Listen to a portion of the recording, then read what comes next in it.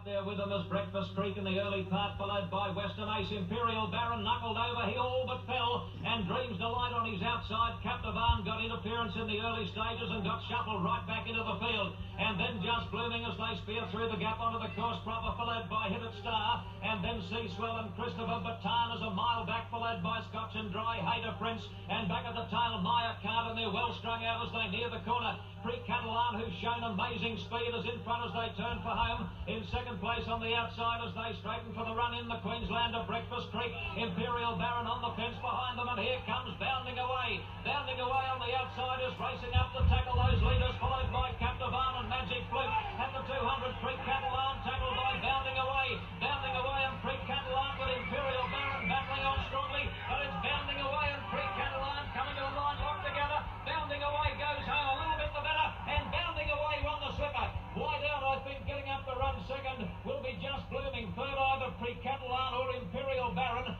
and then Sea Swell, Scotch and Dry, followed by Bataan. Breakfast Creek weakened out of it, well back Christopher, and then Maya Card at the head of the others. Bataan, Captivan, Hater Prince, Hit It Star, followed by Western Ace. Dreams Delight second last, and Magic Flute has run a shocker to finish last in the Tooheys Golden Slipper of 1986. A champion filly has won the slipper, trained by a champion trainer and handled impeccably by a champion jockey, and what possible better combination could you want than that? Bounding Away, Mick Dittman and TJ Smith, the winning ingredients for a golden slipper.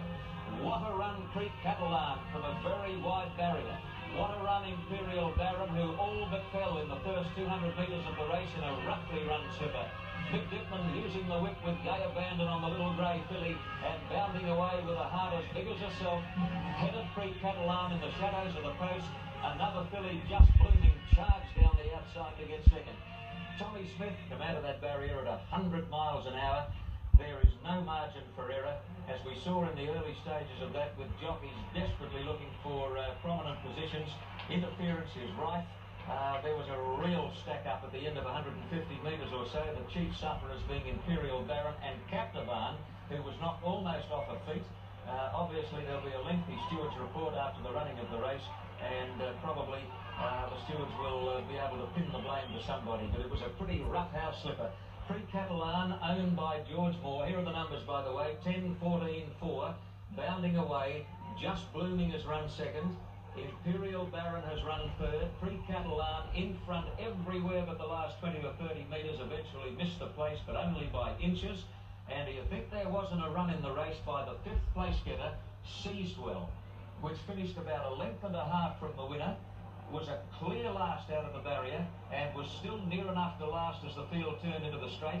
And I suppose this rather lightly framed little horse would have been no more than a length and a half to 2 lengths from the winner when the judge called a halt. His run was sensational, Sea Swell, but by the same token there were lots of good runs in the race, and none better than the mighty filly Bounding Away. It's Mick Dittman's second slipper, by the way. He won on full-on aces for the Golden